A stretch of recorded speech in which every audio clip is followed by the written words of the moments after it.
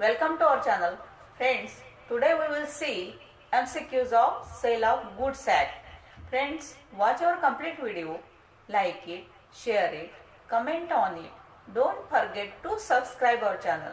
So friends, we will see MCQs with answer. Question number 1. What is the purpose behind the enactment of Sale of Goods Act 1930? Answer is to define and amend the laws relating to the sale of goods. Question number 2. Section 2, subsection 1 of Sale of Goods Act defines buyer as. Answer is person who buys or agrees to buy goods. Question number 3. Before the enactment of Sale of Goods Act, the provision regarding sale of goods were contained in. Answer is Indian Contract Act 1872. Question number 4. Which of the following cannot be said to be included in the term goods defined under section 2, subsection 7 of the Sale of Goods Act? Answer is actionable claim. Question number 5. Which of the following most appropriately describe the term sale as per Sale of Goods Act 1930? Answer is a contract whereby seller transfers or agrees to transfer the property in goods to the buyer for a price. Question number 6. When does an agreement to sell become a sale as per the provision of Sale of Goods Act 1930? Answer is when the time elapses or the conditions subject to which the property in the goods is to be transferred are fulfilled. Question number 7. What can be the subject matter of the contract of sale as per section 6 of Sale of Goods Act? Answer is existing goods owned or possessed by the owner or future goods. Question number 8. Where in a contract of sale the seller purports to effect the present sale of the future goods, the contract operates as. Answer is an agreement to sell the goods. Question number 9.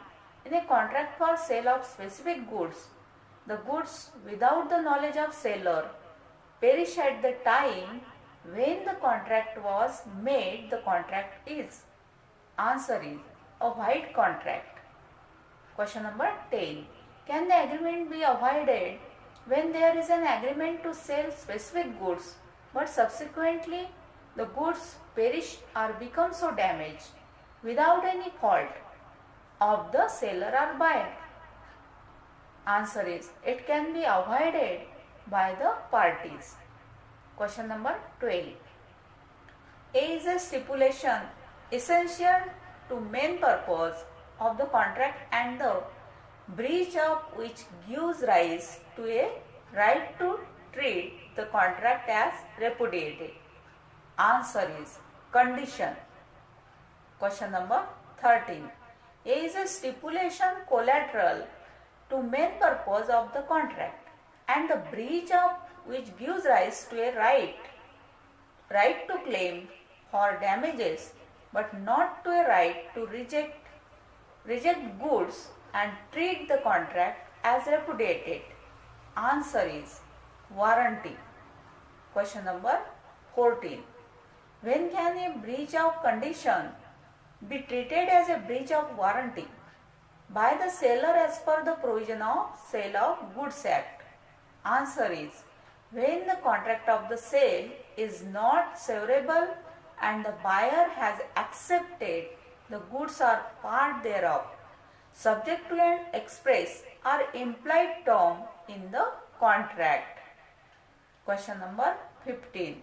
In the contract of sale, there is an implied warranty that.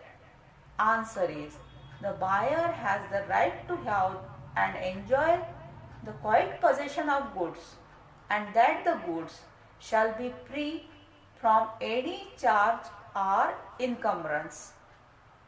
Question number 16.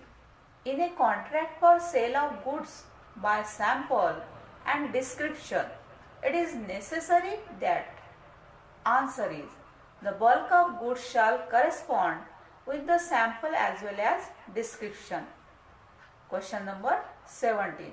In which of the following cases there is an implied condition as to particular quality or fitness of goods?